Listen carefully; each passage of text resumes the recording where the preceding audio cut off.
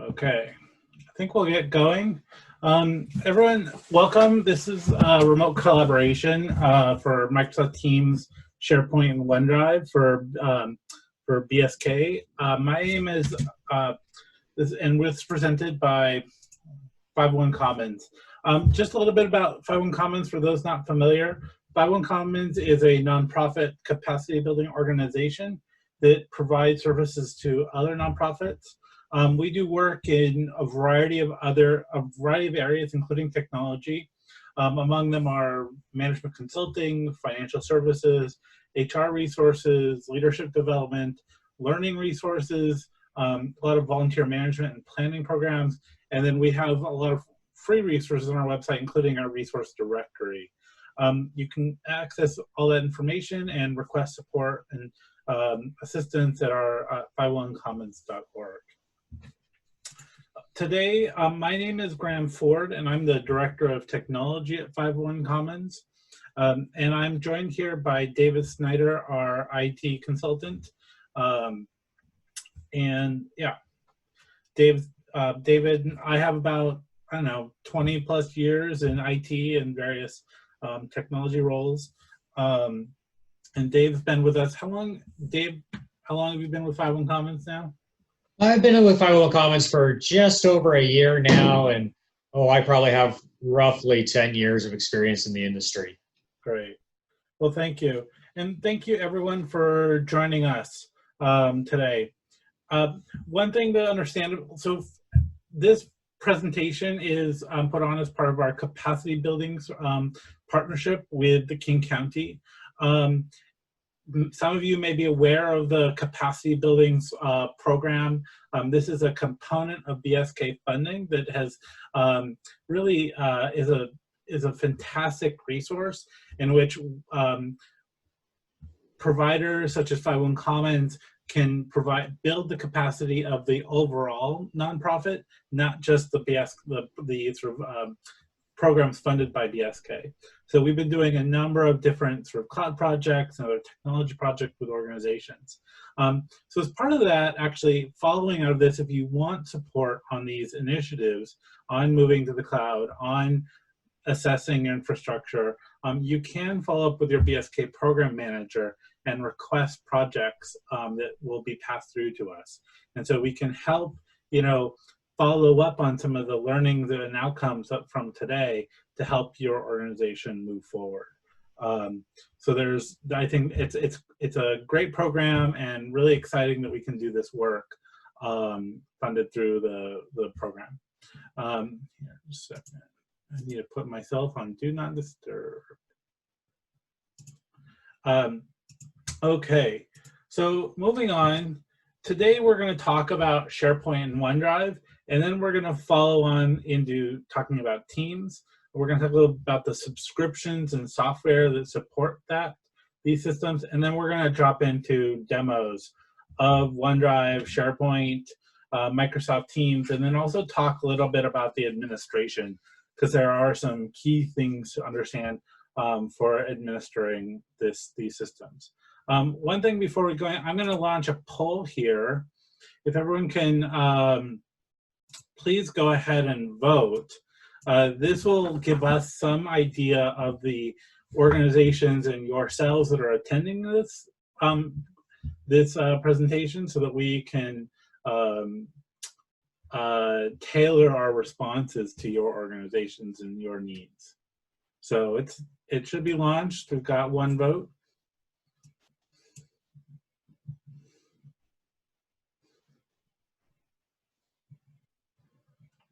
Thank you.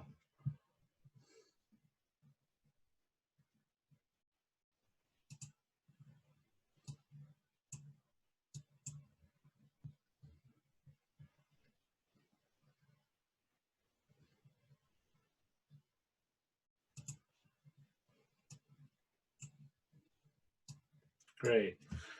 So looks like we've got, primarily Office 365 users, some larger and smaller organizations, and just a mix of roles within the organization related to technology. So so that's great.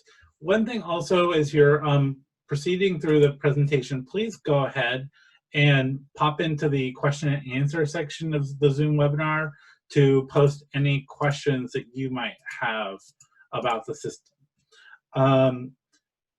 And let's see, great. And then also, you can also do free-form questions or information or comments in the chat, and we'll be monitoring those. So, okay, talking about SharePoint and OneDrive, let's jump right into there. So licensing.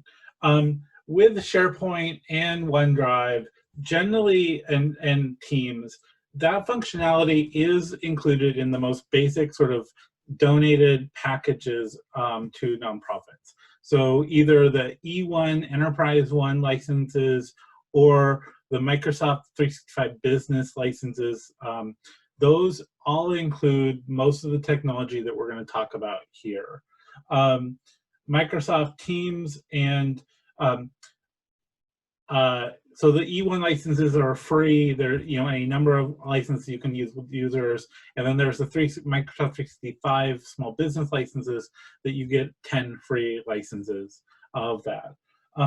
Now there are extra costs depending upon the features and functionality that you want to roll out. So Office subscriptions. We're going to talk about subscription versions of Office that depend up over 10 users. That is an extra cost. There is advanced security functionality that you can get in Office 365, like data loss prevention. Again, extra cost for some of those. And then conference lines and phone systems, those tend to be a fee above and beyond the free donated version. All of these licenses are discounted significantly for nonprofits. And they are licensing in Office 365 is a la carte, and it's mix and match. So you can have users that have the most basic functionality of E1 or small business licenses, and then add on other features like the Enterprise Mobility Suite or conference lines or phone system to a subset of users. So if you have certain programs that have special needs, or leadership team groups that need a elevated functionality, or finance staff that need certain types of security protections, you can mix and match and find what fits for you, your staff and needs, in your budget. So that's there. So OneDrive and SharePoint. So essentially, this is an interesting challenge sometimes, because the terminology, especially OneDrive, tends to be used in a few different places. OneDrive refers to, when we talk about the cloud service, OneDrive refers to the individual file storage of a person, versus SharePoint, which tends to refer to the shared storage and collaboration that that groups can use. OneDrive and SharePoint, in fact, OneDrive itself is, in its sense, a SharePoint site. It's a personal SharePoint site that used to be referred to as a personal SharePoint site. But for branding reasons, promotion reasons, it got renamed as OneDrive, or sort of your individual drive. So as a practice, users can have, every user has their own OneDrive with about 1 terabyte of storage that they can sync their individual work product and files to. And then there's SharePoint, where you can create collaborative spaces and sites to share your files. For example, you can replace your X drive on your file server and move those files into SharePoint. Whereas OneDrive, and this is for the techies in the room, would replace things like home directories or folder redirection for documents and desktop and pictures. All of that would be where you do OneDrive. And the idea being is that users would generally use OneDrive for their individual files and work product. I generally advise, my advice is, anything that's not going to live beyond a person's work cycle, like employment, that goes into OneDrive. But if there is reason that other people need to have access, either a successor needs access to files, or a team needs access to files, those files should go into SharePoint for collaboration and team sharing. And that's sort of similar to how we might treat files in a file server, but that's how I distinguish between them. The other thing about OneDrive is that OneDrive can refer to the software client, the piece of the actual application that runs on your computer that syncs files. And that OneDrive application will sync both the individual or personal OneDrive files and SharePoint files. And you'll see a little bit of that in the demo. Generally, the benefits of OneDrive and SharePoint is that you get to outsource responsibility for file storage. And you get an enormous level of new functionality with SharePoint that you don't get on a basic file server. Much better auditability and tracking, versioning, and the recycle bin. So, where if a user deletes a file out of a file share, often you're going back to backups to recover that file. Otherwise, but SharePoint has a central recycle bin for deleted files. Versioning, someone deletes a file or overwrites changes, they can go back into older versions of the file.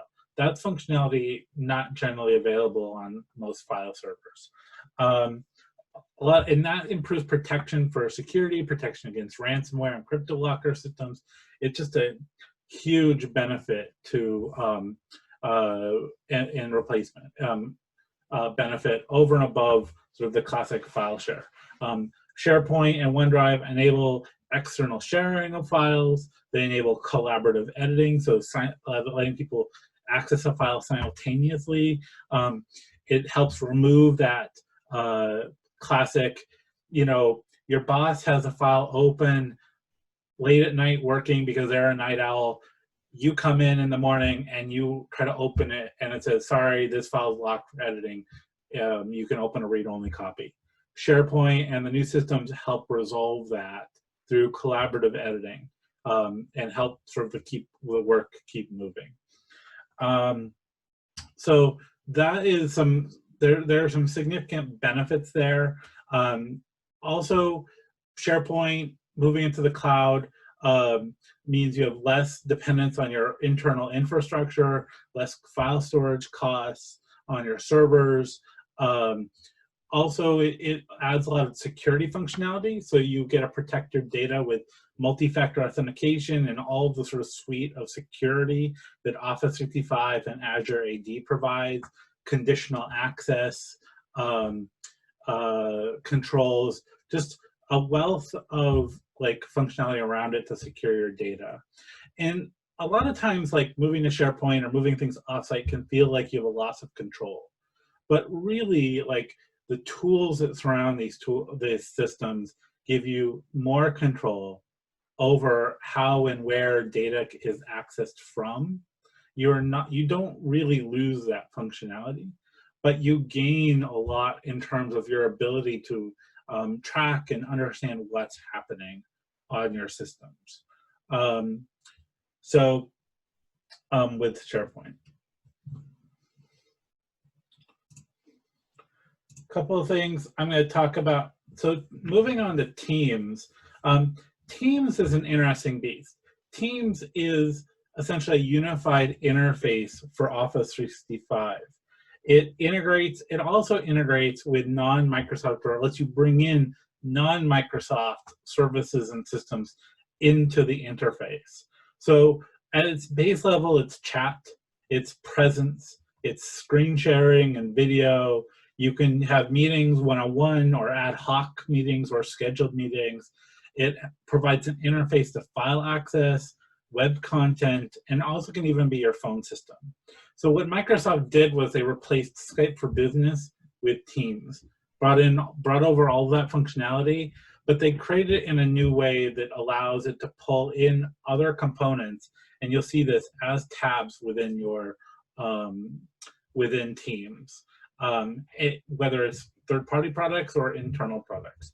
And as Microsoft rolls out new functionality, for example, Microsoft Planner or the new lists functionality that was announced a few weeks ago, that functionality is being brought into Teams first. And really, I think of Teams as both an interface, but also an organizing tool for presenting users with a cohesive way of accessing the Office 365 platform. In many ways, sometimes when I implement 365 for organizations, I think of their primary teams as the primary interface to Office 365. Sure, they might sync files to their computer with OneDrive and they access them there, but then as to all of the various tools, Teams is a good way to go to get sort of a cohesive, single pane of glass user interface. Okay. So a little bit about the Teams architecture. Teams is every team goes with an Office 365 group. So Microsoft has this concept of a group that basically is a container that holds instances of different Microsoft Office 365 functionality. So an Office 365 group incorporates a SharePoint site. It has planner plans. It has task lists and stream files. It has a mailbox, an Outlook, and it also can store Power BI stuff. And as they add functionality, Microsoft is adding that functionality into groups. When you create a team, the team also creates a group. They're paired. They have the same name and they're synced. So the membership in the team is synced between the 365 group and the team itself. If you have existing groups, because you've been using this platform before, when you create teams, you can create teams from groups. So rather than recreate them from scratch or have duplicative groups or systems, you can have the team and the group be, you can create the team and use an existing group to populate it and from there. And so that's an important sort of architecture component to understand within the system. Let's see. So one thing about OneDrive and Teams is the clients. Basically, there are clients everywhere. There are Windows 10 desktop application clients. There are clients for your Mac. There's clients for your iPhone.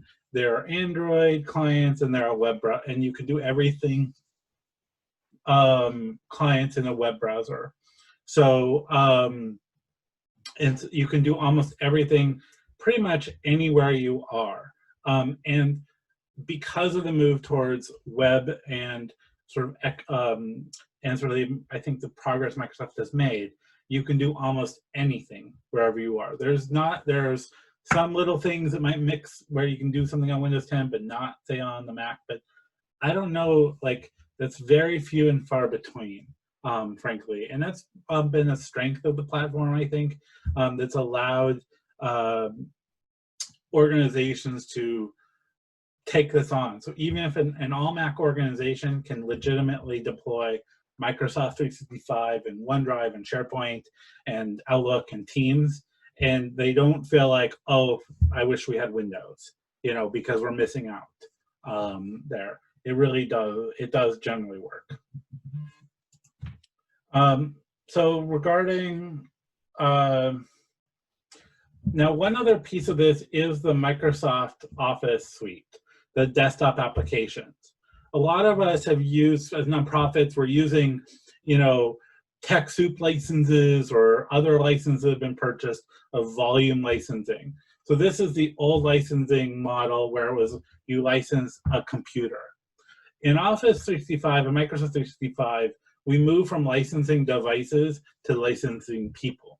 The idea, the shift is that people are using a variety of devices, and we don't want to restrict where or how people work, because they may be working on a personal iPad or iPhone or personal computer at home to do work, especially if you're a small nonprofit, you have desktops, and someone needs to, all of a sudden, we're all quarantined with COVID and we need to work at home. We want to license the people, not the computer at the office in particular. So with Office, we moved to a deployment model that licenses people, and it uses a new installation tool called Click to Run. when you license someone, they also get to use the full versions on mobile devices, iPads, iPhones, I guess Android too. The benefits and why you would do this, if you're clicking along and you got your Office 2016 and you think, why would I want to start paying a monthly fee? There are significant sort of security, compatibility, and collaborative editing functionality that are gained when you move from the volume licensing to the subscription. You're getting, whether it's having a button that starts being able to send encrypted email, with compatibility, for example, Microsoft is evolving and improving the security and efficiency of sending and receiving email to improve performance, for example. All these improvements come down the pike to the subscription version, and they may or may not come to the desktop license for years. Collaborative editing functionality. This is really important, the collaborative editing function, to having a quality experience using SharePoint. And you really get the best collaborative editing functionality with the subscription version of Office. Office 2019 volume license has some of these features, but they left out, even there was functionality that was in the subscription license that is not in the 2019 edition of Office. So we generally encourage organizations that are making the shift to the cloud to, from the get-go, internalize and learn that you need to pay for some of this functionality, in particular the subscription license. It will make sure that your users have the same version of Office everywhere. If they have to use a home computer for work, they can use the work license on their home computer if they so choose. And it just generally creates a better user experience and ensures that your organization doesn't get left behind as new functionality is rolled out. You can avail yourself of the improvements as they go. You can control when functionality and new features get rolled out. So you could have some users that get Office updates on a monthly basis, and you can have semi-annual, feature deployments and updates to the license. A lot of this, for the techies out there, these can be controlled through group policy on your Active Directory. It can be controlled through Intune if you're deploying that, or it can be controlled using the deployment tools when you just do the installation of Office, what those updates, the ring you're on. I don't see any questions popping up. I'm just going to pause for a second to let anyone ask questions in the chat or in the question Q&A section.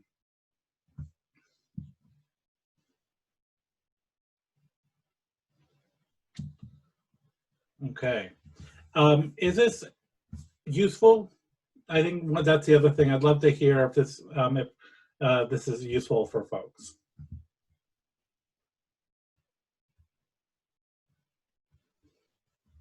Okay. Well, before we move on to the next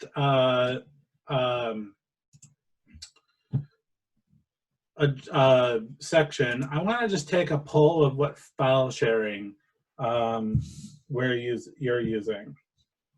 So I'm going to start this poll and launch it. So please go ahead and fill out the poll, and then we'll drop into a demo of the systems.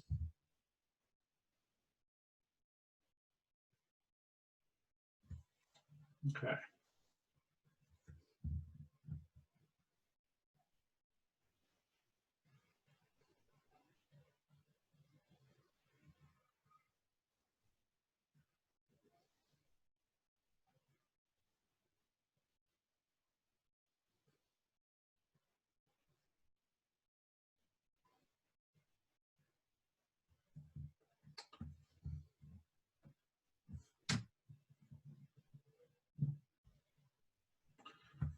Great. Okay. Well, we're going to drop in. I'm going to hand it off to David to do. Where's my David? If you want to jump in and start the demo, that'd be great. Perfect. Thanks.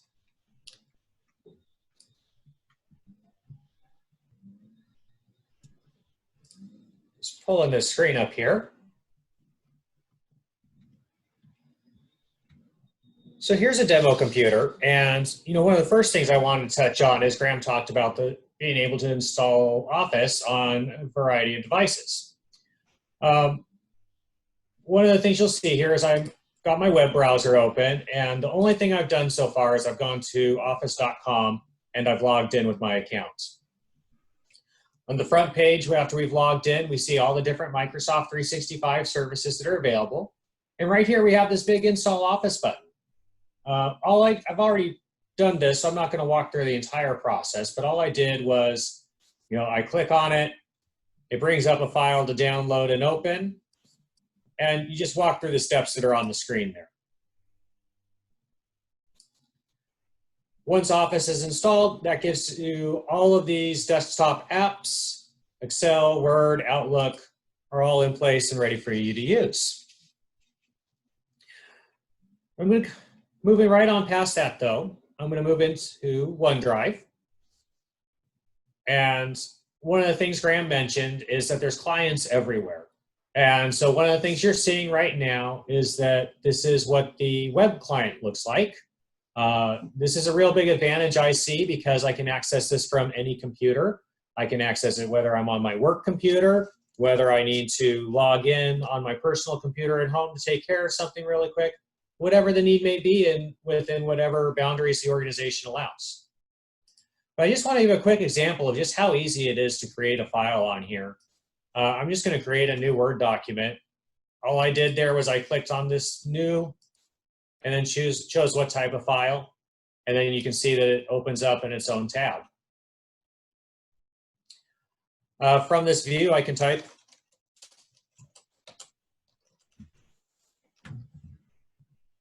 Everything is automatically saved. It just, because Word doesn't know what it's saving, it's just saving it as document right now. We actually could go back over to OneDrive here, and you see that there's this new file that just was modified a few seconds ago that's popped up. We can click on this name to change it.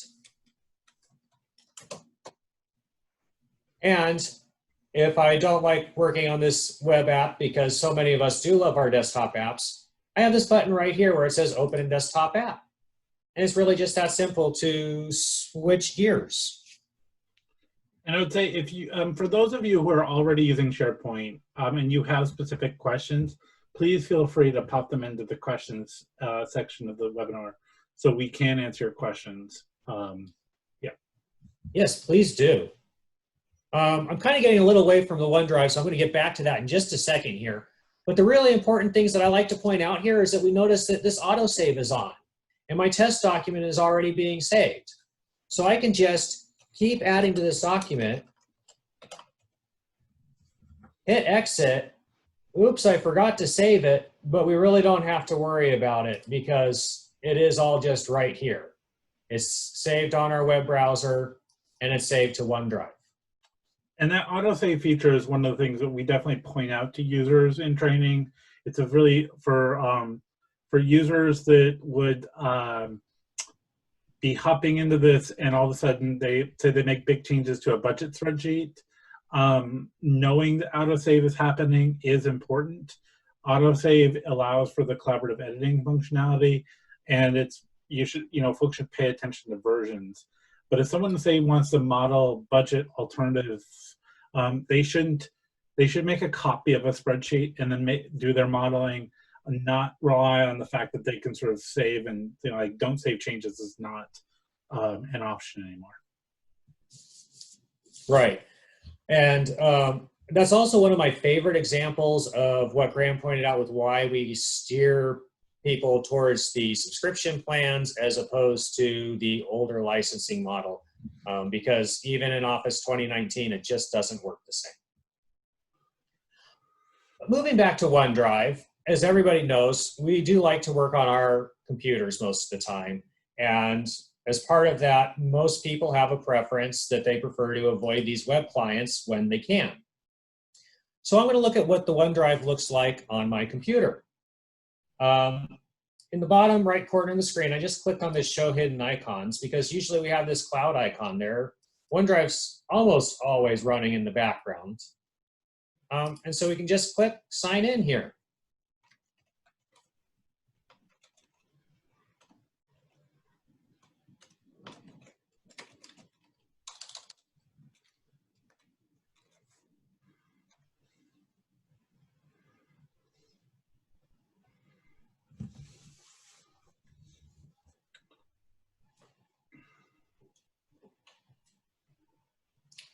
Because I've already signed in on this computer, it knows my Microsoft identity, so it didn't make me put in my password there. Just another example of how we can maintain security but still make things a little bit easier, and how Microsoft's trying to work that in. So I want to jump in here for a second, and you'll notice that on the left there's two OneDrives. And this is something that users will often ask about. OneDrive, the top one has the bare OneDrive. That refers to the personal, like consumer OneDrive. So the same software that does syncing does it for OneDrive for business systems and for personal. By default, it shows both when you sign into the business version. I generally tell people, like in training, just ignore the personal. For systems where I have Intune or Active Directory deployed, you can go in and use GPO policies to turn off personal syncing if you so choose. That's a great distinction. And then the second one here, of course, is the organizational's account, OneDrive account, or our work account. In here, you notice that we already have both of the files that we saw on the web browser. And that's because the OneDrive sync client has already shared the fact that those files exist. We do notice in the File Explorer that we have this status column now. It's different from what you may have seen in the past. And currently we have this cloud here. And when I hover over that, you can see that it says the availability status is available when online. And all that really means is this is talking about what's called the Files on Demand feature in OneDrive. Files on Demand allows us to keep those files in the cloud instead of cluttering up our hard drives until we actually want to use them. Because maybe not so much on a OneDrive sense, but on a SharePoint sense, you certainly don't want all of your organization's shared files on your laptop's hard drive, but you do want access to them all the time. All we need to do is open the file. It automatically downloads. You can, if you were able to catch it fast enough, you would see that this status actually changed to a screen check mark before Word even opened, just signifying that now that file is downloaded to the device. Yeah. It also gives us a really easy way to clean up hard drives, and the fact that I can go over here and hit free up space, and it just moves it back to syncing in the cloud. One thing to note with the files on demand, like this was key to enabling your ability to like load a terabyte of file server data into a SharePoint site. Before that functionality, it really wasn't feasible. It also works on Macs, where you they did add the files on demand functionality on the Mac. One thing to note is if the file's in the cloud, that means if this is a laptop and I don't have internet, and nowadays it's not big a deal, we're all at home with internet. But if you are traveling and on an airplane, for example, where you don't have internet, you would not be able to access the cloud files, the ones that are not downloaded. For your personal OneDrive, you can go and sync all of those to your computer. So David, if you actually click on there, so you can say, always keep on this device. And so that will turn it a solid green. And that means that you can do always keep this on my device for a folder or individual files. And this ensures that you always have access to the updated latest version of that set of files, even when you don't have internet.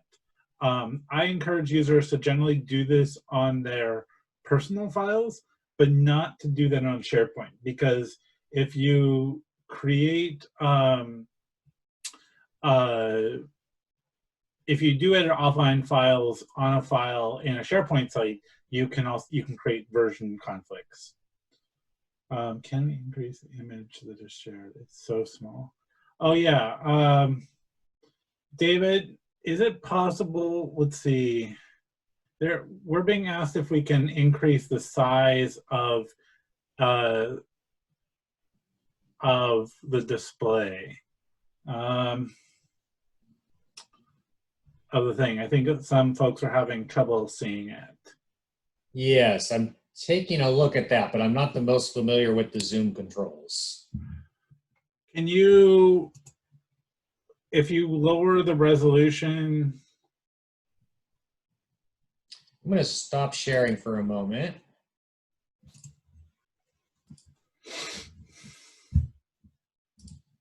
So while David's looking at this, are there any other questions?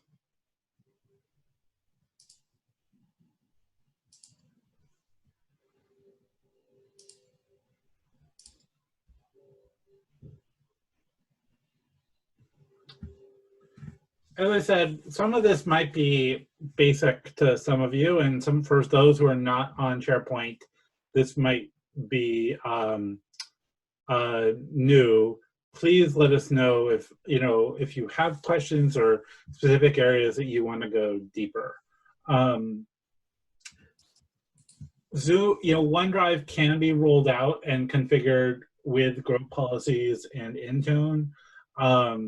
For those of you in larger organizations, there are some functionality and automation of configuration on an Active Directory that can only be done with what's called hybrid join of devices.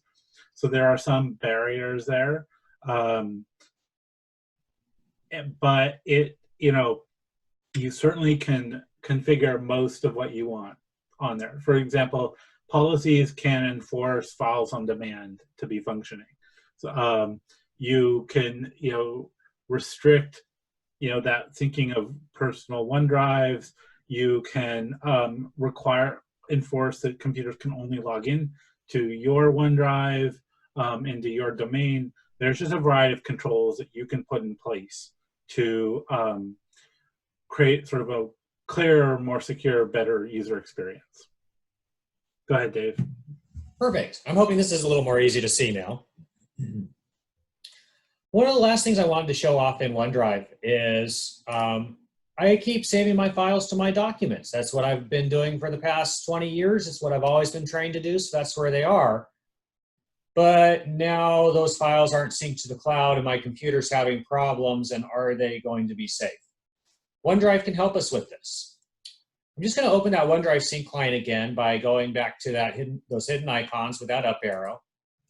And when I right-click on the icon, it'll let me go to settings here. Under settings, we have this backup tab, and I'm going to click manage backup. And all I need to do now, because I see these green check marks on all my folders, is hit start backup. And what we can see here is that the desktop folder, the documents folder, and the pictures folder are all getting backed up to OneDrive now. Just going to get this out of the way so we can see things again. Here we had our documents that we were looking at before. I'm going to move down to OneDrive. Now in OneDrive, we have the same documents that I had before. We didn't lose anything, but we now have 3 folders: pictures, documents, and desktop.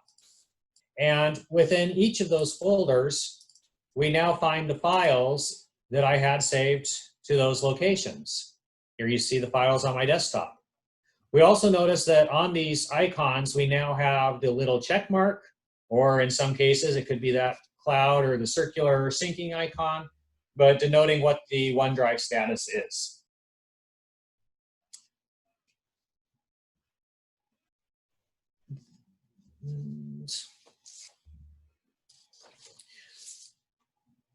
One of the last things I can touch on really quick is how easy it is to also share these files. All we need to do, and again, this works from whichever client we're using, whether we're in the web browser, whether we're in File Explorer, we can just simply click on share the file, type in who we want to be sharing it with, and then we also pay attention to what the default is here that they can do. Do we want anybody with this link to be able to edit the file? This is an organizational default that can be set by administrators as to what it's supposed to be at first. We can have various settings on there to change the security as needed. But now Graham has access to this file through his OneDrive, and he's able to pull it up, and we're able to edit it collaboratively. When Graham starts typing in that file, it's actually going to show up here in my version of Word. Although we do recommend that we use the web client for the collaborative editing.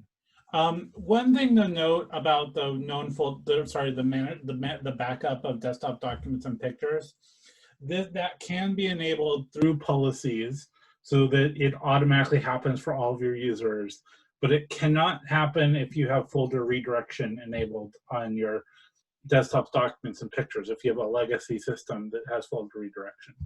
So you have to sort of undo folder redirection and then turn this on. So how you do that, that's up to you and requires careful planning, but I just want to, point that out. It is, I think, really important and a huge benefit so that when users save files to the desktop, they don't lose it. Dave, do you want to switch over? I'm in the file now if you want to, in the demo file. There we go. Oh, we lost the sharing.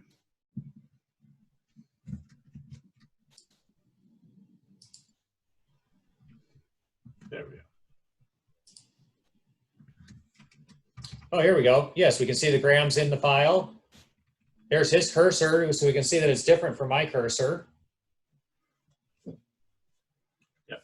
And notice that at the top, David sees the GF, my initials, up there. What I generally explain in trainings is that this is good for collaborative editing. Has enormous benefits, but also limitations. If you have multiple people editing a file, you don't want them pasting in entire paragraphs, like merging documents and making significant changes. It's going to get crazy and frustrating, and things are going to move around and unpredictable in ways. So it's good for if one user is in a file and then another needs to drop in to, say, tweak a word, some wording, or editing, like copy out some language of a file, or a user left a file open and another user wants to come in and use the document. Or people are working and talking on the phone or Teams and editing, collaboratively editing the file in real time where they can talk to each other. What that means is, and the takeaway I try to send users with is, when you see someone's in a file, talk to each other. Call someone, instant message someone, that person. Communication between the people in a file is really important, so that you know who's doing what and you don't create sort of unpredictable behavior, conflicting changes. That will get really frustrating quickly. So the collaborative editing function is really great, but also, with great power comes great responsibility, right? You gotta, people need to talk to each other. Perfect. I think that brings us to the end of the OneDrive section. If anybody has any questions, I do see one from Leslie that I want to acknowledge real quick, but I'm going to come to that question in a few minutes as we talk about SharePoint, if that's all right. Are there any other questions before we move on? I don't think so. Okay. So moving into SharePoint, which, as we already talked about, SharePoint is just the organizational versions of OneDrive, or actually OneDrive is the personal version of SharePoint.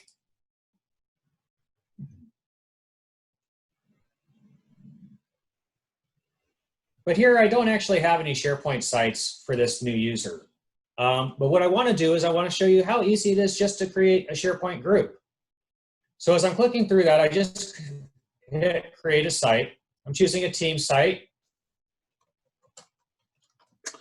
Also, I want to mention about this. All users can create sites and teams. There is ways with advanced security to disable that for all users. So large organizations will definitely want more advanced functionality to control it. In smaller organizations, I recommend that you have someone who sort of leads this, and that users are trained that if they don't see a group that they need or team that they think they need, go talk to the lead and say, hey, I need this. Does it already exist, or should I go ahead and create it? So have someone that does some central coordination. If we wind up with multiple groups for the same purpose, that will breed confusion. But anyways, I just kind of left the defaults in place there as just naming things. We can add an additional owner here. What that would do is that gives the person the ability to manage the members of the group. The members are who is able to see the different thing, the group contents. So SharePoint is a huge platform, and it covers far more than we have time to cover today. As you can see here, a portion of it is intended to keep your team up to date with different news. But what we really like to focus in on is the document library, because this is what we use to migrate away from file servers and to have that OneDrive experience that we were just showing off.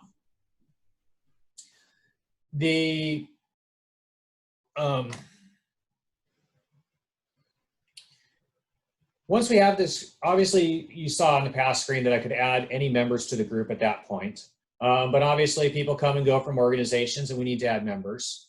All we need to do is click on this group membership and we can add one right here. I'm not going to go through this process. Actually, I'll just add Graham as a member even though he's an owner. Just so we can see that it's just that easy.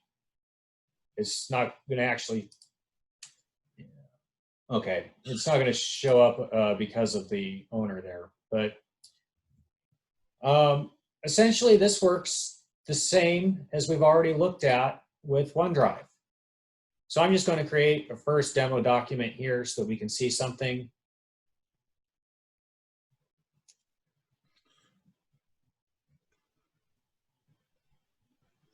Okay, I don't even need to make any changes to this. So I'll just close it out, but we do have a book here.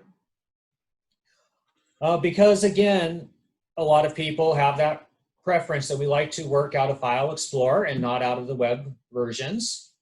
Microsoft has put this sync button here, and all we have to do is hit that, and it activates the OneDrive client. We hit open, and now we're syncing this. This getting ready to sync screen never actually goes away. It's kind of confusing sometimes, but we can just click off of it, and it disappears. I'm going to move back to File Explorer now, and now we see the two OneDrive icons like before. But now we also see this little Work Towers icon, which is our work sites. In here, we find each folder in here will be a different SharePoint site that you are syncing. So here we also have the book that we just created from that web version. One thing I want to mention here is you see where it says Empower Northwest.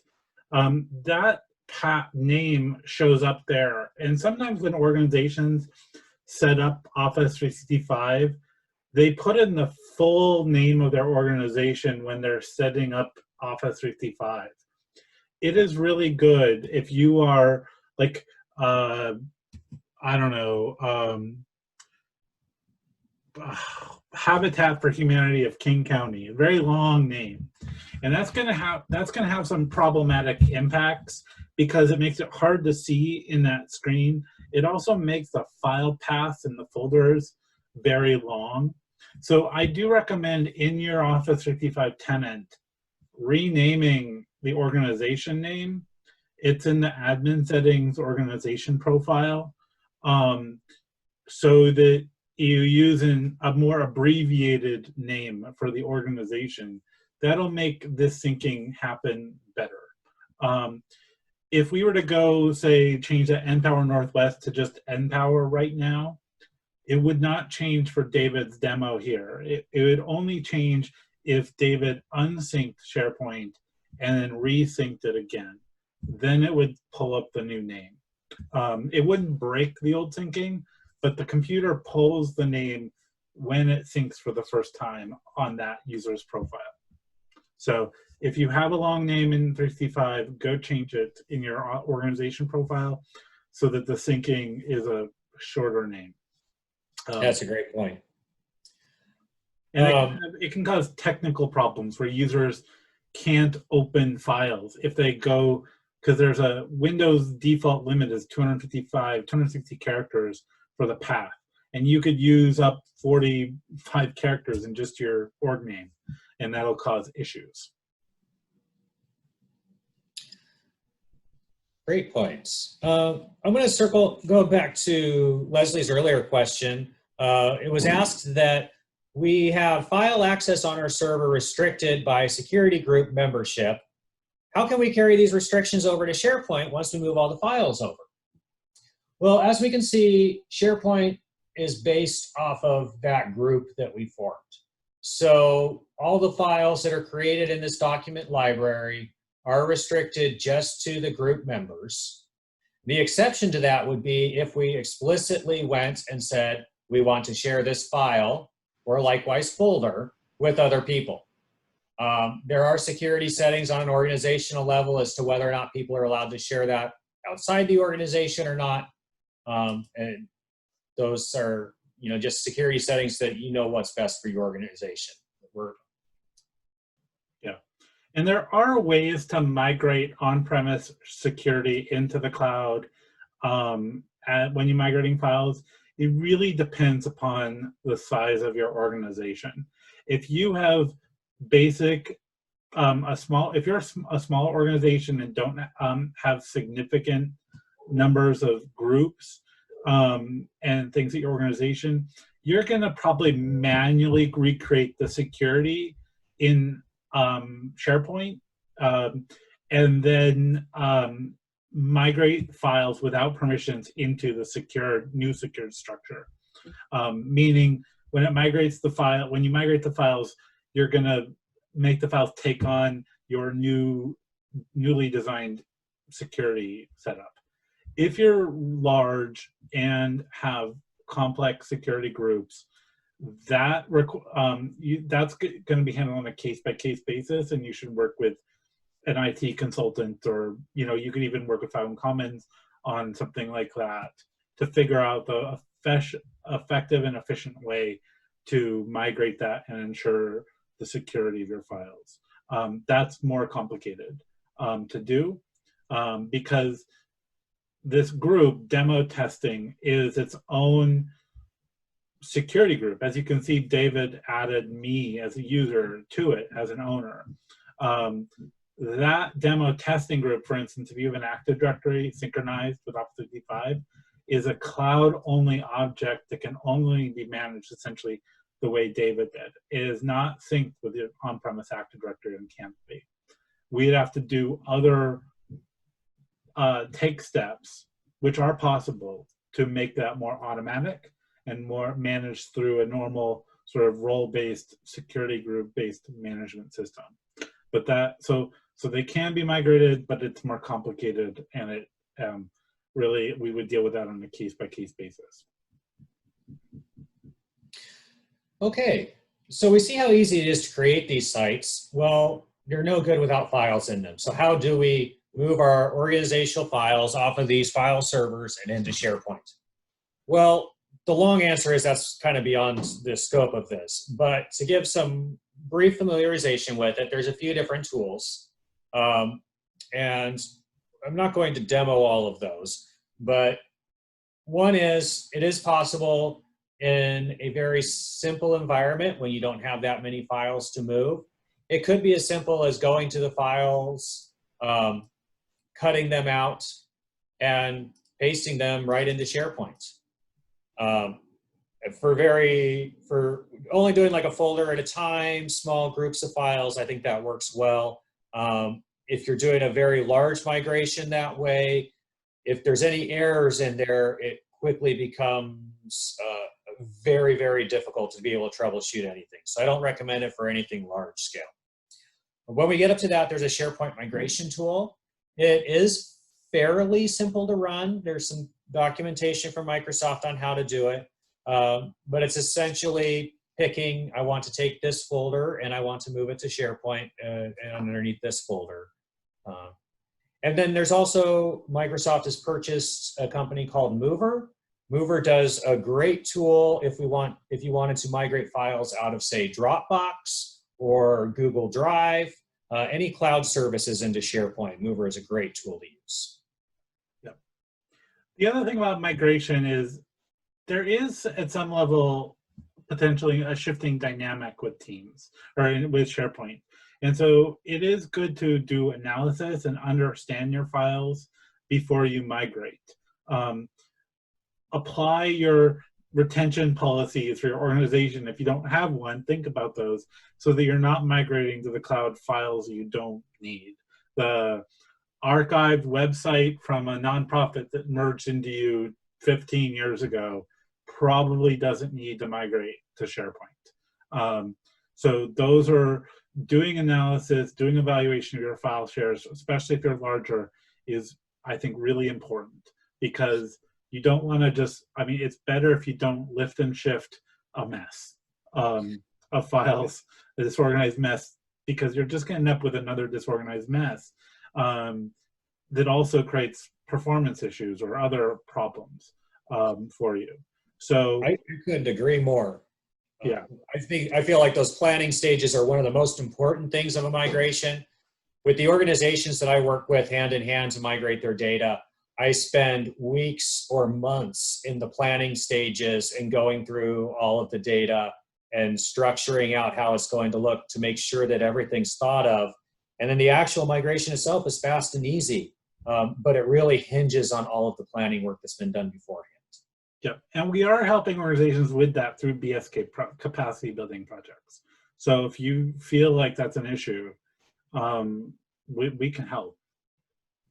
For sure. So that's a huge benefit there. I do want to come back to the Q&A now. Does anybody have any questions up to this point about SharePoint or anything else we've covered so far? Okay. Not seeing any. I'm going to move on to Teams now. Again, we've talked about how, like everything else in the Microsoft 365 world, there are multiple clients. I can open up Teams on the web just like this. This is especially useful for when you want to do a meeting with people outside of the organization that don't have their own accounts or maybe don't want to install on their computer. You're on your personal computer. You can just use the web app. And the web app mirrors almost exactly what the desktop app looks like, which I will pull up now. Again, we have these apps for Mac, iOS, Android. There's an option for everything. They want to make this available. One of the most used things in Teams is the chat function. I find as a spread out team that I'm on, I'm always in even before all this work from home, I was always in a different part of town. Now that everybody's working from home, we're really spread out. I always stay in touch on Teams, checking in on a project. To me, this chat feature is how I take care of all my communications. It's almost replaced email.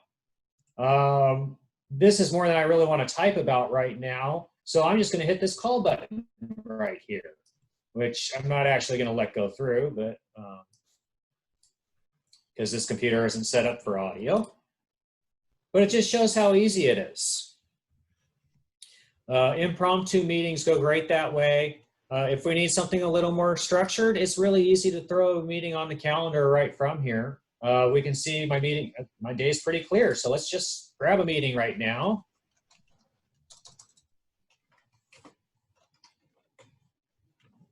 And just add whoever we want to it. And it can be an external user as well. I could put in my personal email address here. I'm going to get the invitation just fine.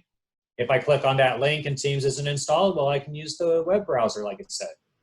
I want to hop in here and say, so it is sometimes easier to create these in Outlook. So when you use the Outlook calendar, you can create Teams meetings from Outlook just by clicking the Teams meeting button. Um, Especially when you're trying to invite external users into Teams meetings, Outlook has the benefit of accessing your email and knowing the calendar for those users versus Teams, which doesn't see all of your email history. So you have to paste in the full email address in this window. So I definitely tell people, like, using Outlook for scheduling the Teams meetings is easier, more efficient when you're dealing with external invites. That's a good point. And there are other reasons behind that too. Things don't always mesh right yet. An example would be, here's the Teams meeting creation button right there. You can also do it just from a new appointment. It just has a link to the bottom. It works really well. But anyways, the point I was going to make is, a few days ago, I made a Teams meeting with somebody, a couple of people that were outside the organization, and one of them responded with, that meeting time's not great. Can we shift it to this time instead? I just hit the automatic approvals and everything went through. Well, Outlook recognized the difference and there was still a Teams meeting, but it didn't all quite catch up to Teams yet. And so it wasn't clear. So I do feel like the calendar scheduling is better in Outlook. But it is nice that it's present there. Where I really like the calendar in Teams is when I have a full day of meetings showing up here, it's really easy to click on the meeting and hit join. And to me, that process is simpler than going through Outlook. Do you want to? It is kind of. Go ahead. You want to set up a meeting and show what that looks like in the controls? All right.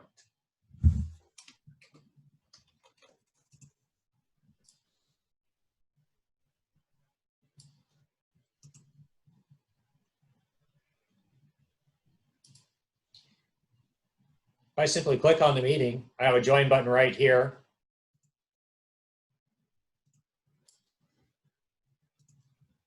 Just comes up with join now.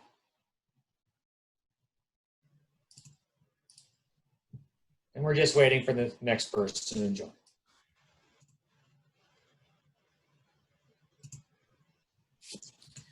Running through a couple more things in Teams is we also have this Teams function. Over here, if we create a team, this is going through the same process that we went through for creating the SharePoint site. It's just it's doing it in Teams.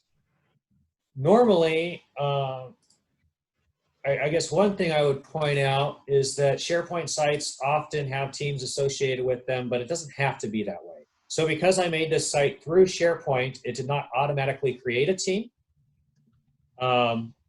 But it's pretty simple to add that. In fact, it just shows up right here, create a team. Oh, and Graham's reminding me, I guess I forgot I was supposed to be in that meeting, so I need to go back over there. But since I hit that create a team button on the SharePoint site, sorry I was moving so fast, it now shows up here in my Teams as a channel.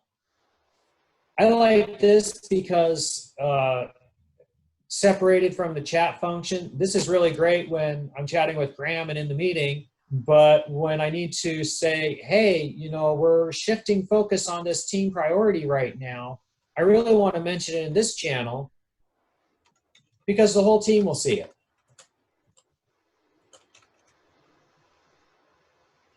One of the other advantages is we have threaded messaging here too,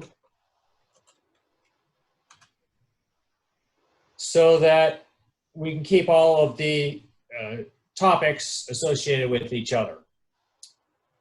Inside of here, I also have this Files tab.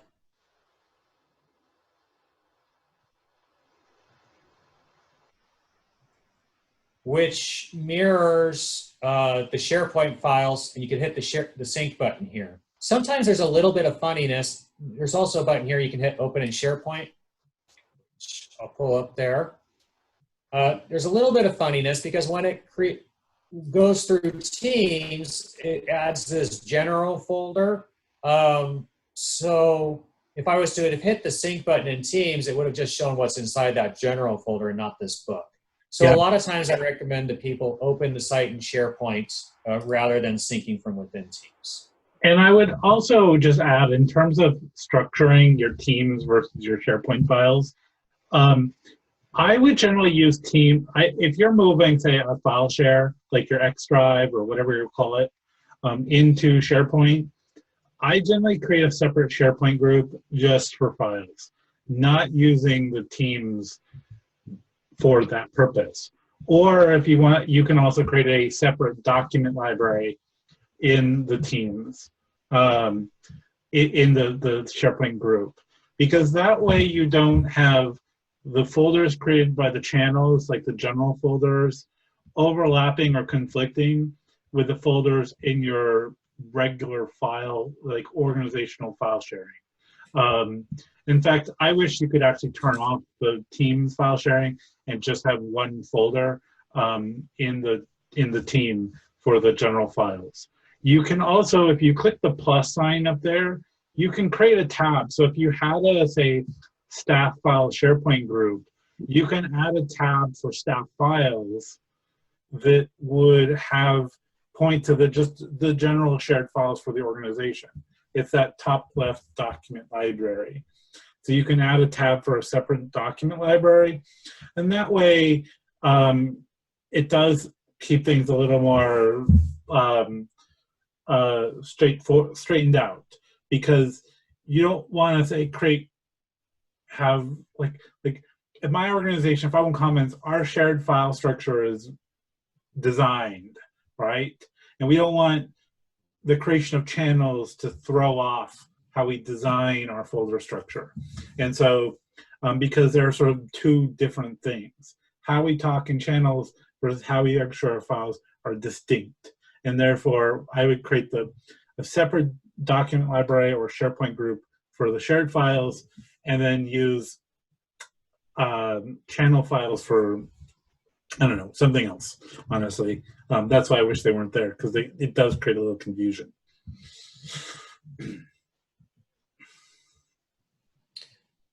I'm going to jump back over to those meetings really quick, just so I can hit a few features of that. Oh, and here, Graham's in the meeting waiting for me. Perfect. One of the few things I like to share off is that, show off is that we have a separate conversation just for the meeting here. Much like our Zoom meeting right now, we can share among the meeting participants.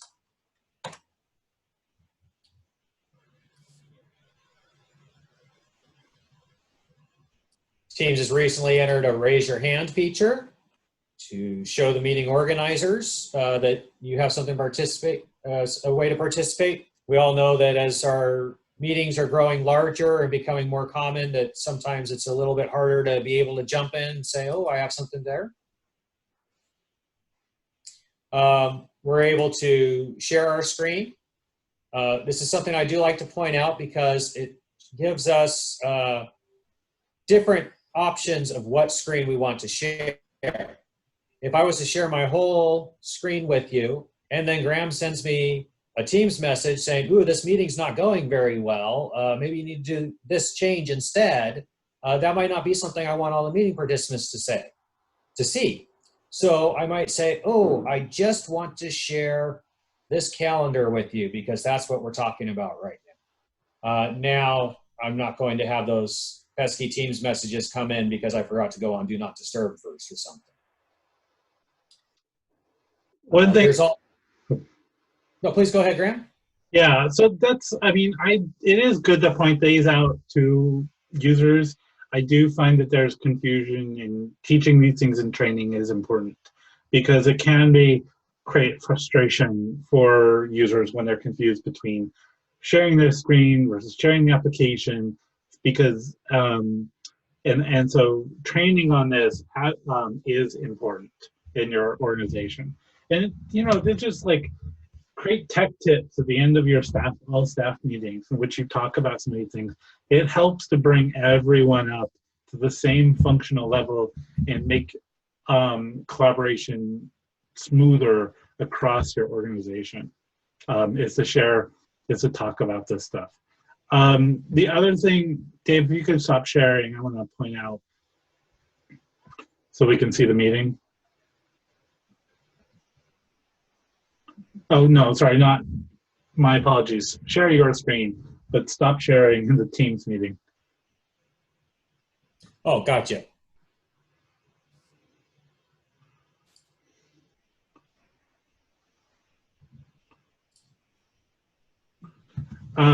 You can record these meetings and they get recorded to the cloud to a Microsoft Stream. So you have a lot of the functionality you might get in, say, a Zoom meeting. There are not breakout rooms. There's some sort of things that you don't get through these meetings, but for most day-to-day meeting purposes and collaborative meeting, functionality, it's good enough. It functions. One of the things that Zoom does is it does let you have dial-in numbers. You can add on conference lines for users. It's, I think, about $1.60 or something a month for nonprofits to add a conference functionality as an ad hoc, as an a la carte license. And that would then allow someone to call in with a phone. That can be particularly useful, for example, for if you're using Teams to do board meetings and you have board members who are just more comfortable on the phone. Having that phone functionality, that conference line functionality is helpful. And all you have to do to turn on is license the user for the conference line license. That's important to know. Device settings show people how to pick which device is using audio. I think that those are the main, pieces I'd want to say. So.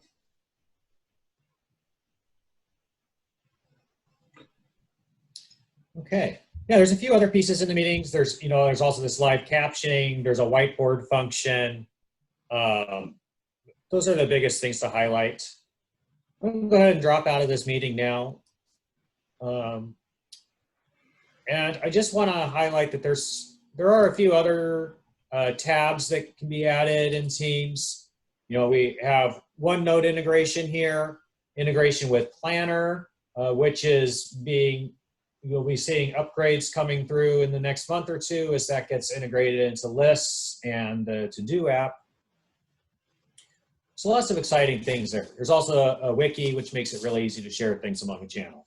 Here, I want to take over for a minute. I'm going to share my screen, Dave, and talk a little bit about that. There you go.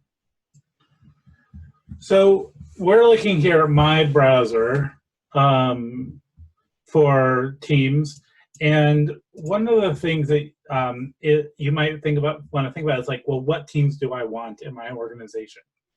And I see there being two different types of teams. There are structured teams related to your org structure. So like your development team or your leadership team or your programmatic teams might have their own teams where they can chat and have meetings and share and have content. Like I might want to add in a OneNote notebook. So you can add tabs with a different functionality. And so I might have my OneNote notebook for meetings and then Planner to track tasks. The other thing is you might have project teams that are cross-functional across organizations. And so maybe I want to create a team for my sort of an event. So I'm doing a party planning committee, for,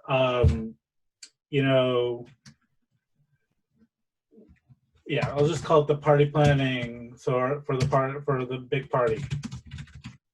And so I can create that team. And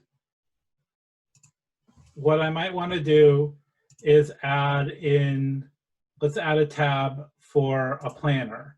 So I want to create a planner for my party plan and be able to assign tasks for people. And for those that don't know, Planner is kind of like Trello. It's Microsoft sort of ripoff, frankly, of Trello, but it's useful and it works really well. And it means users don't have to go anywhere else to get access to this functionality. You might also want to do a spreadsheet. So I could create a spreadsheet and, oh, let's see, if I had,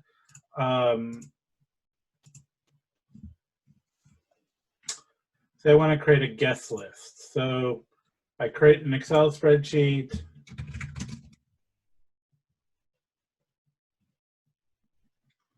Here.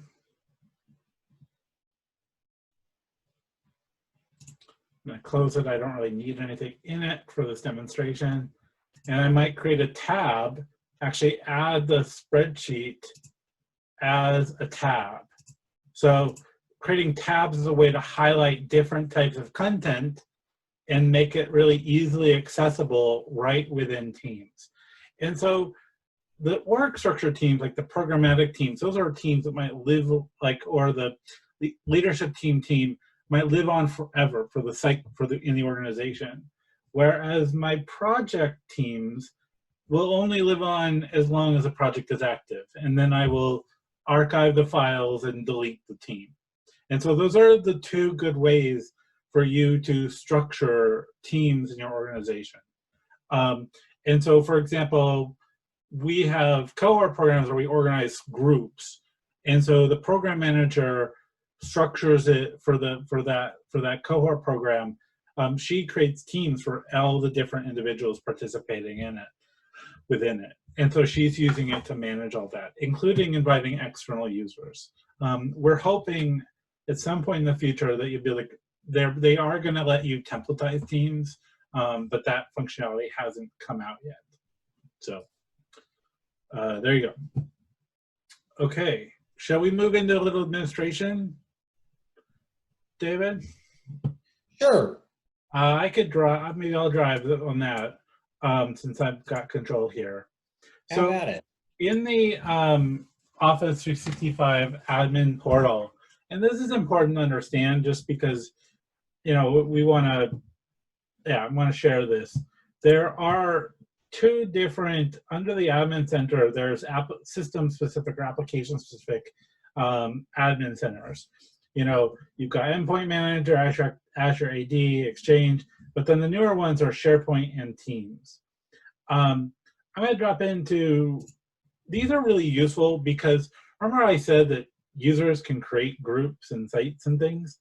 These are important because it gives you that bird's eye view of everything that exists. So you can alert and delete or do cleanup, whatever you need to do by seeing these. So I can see in here, for example, party planning, and up here, demo testing. Under settings, and there's different policies and settings like sharing, you can control access.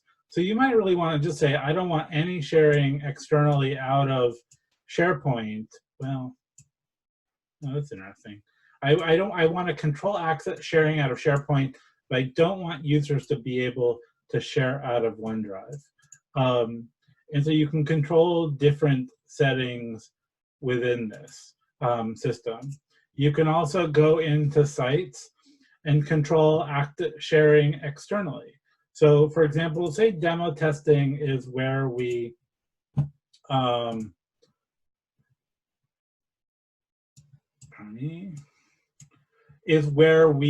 manage, we store all of our organizational files.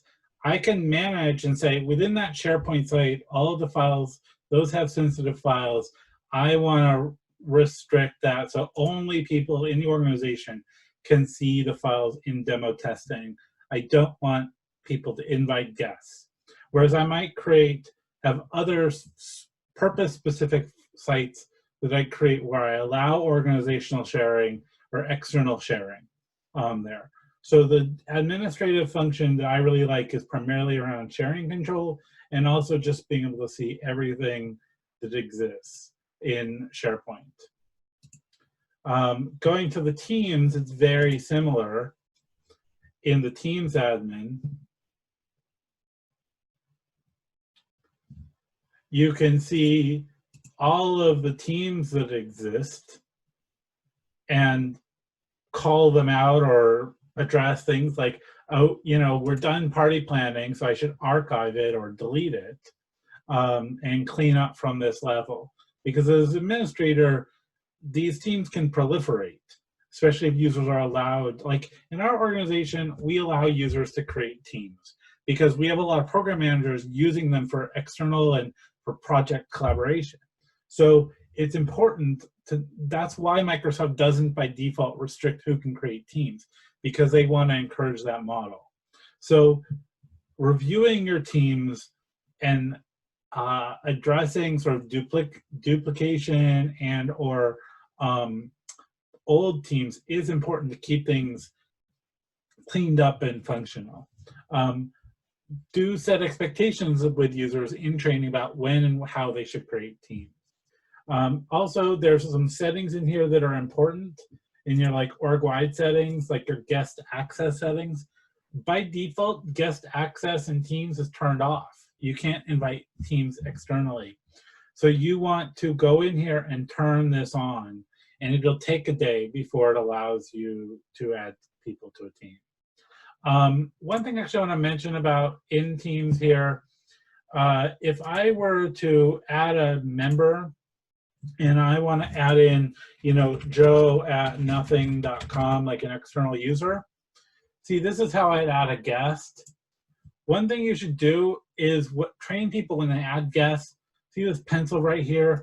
I can click, it takes the email. So if, you know, if the user's email is cupcakesforfree@gmail.com, like you don't necessarily want them to show that, you know, Sarah to show up as cupcakesforfree@something.com or Joe. So you might want to come in here and really say that's Joe Schmo, not, you know, just Joe, and that will identify them better. If a user doesn't do that when they're inviting an external person, they can't come back and fix it. Only Office 365 global administrators can rename guests, to be clear. And we can also note that that guest label stays attached to the name and doesn't go away. You can't edit that out, so that we have a reference to know that this person is an external person. Yeah. So guest access, you have controls in the admin of what functionality you have. You can control what kind of file storage and other things, so that if, you know, we really don't want people linking in Google Drive or OneDrive or other things, it's not, yeah, right here, I could turn off these features so they don't show up. There's a variety of settings in here that are good for you to review and sort of familiarize yourself with and understand. This is also where if you did start using Teams as your phone system, where you would assign phone numbers and do all of those settings, which can work, you know, be really good for an organization in a pinch to use.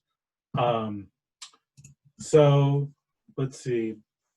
One last thing while I'm here, we're going to show a link to it in the trainings, but there is Microsoft allows you to deploy a learning pathways center that you can create trainings and for your users in your organization, and it's content that you deploy within your tenant from Microsoft. And I believe, David, you can create pathways and training programs for users. Is that correct? Yes, it's more like there's preset pathways there, and you can turn them on and off. Yeah. Okay. Great. Let me just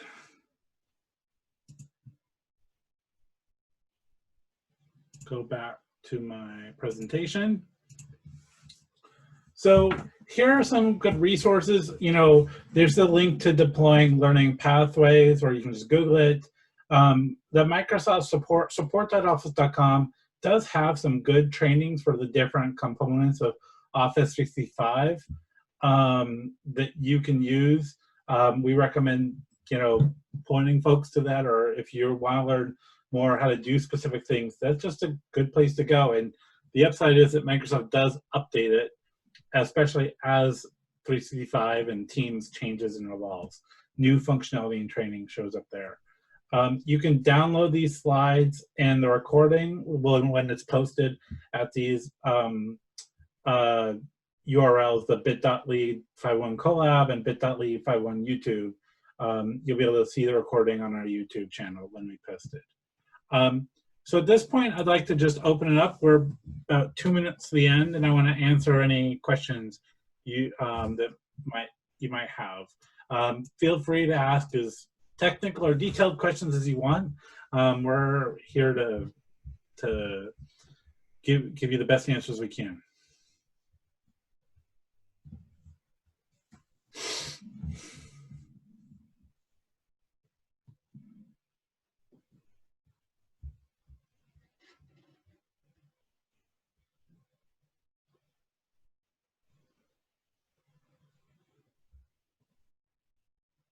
Okay.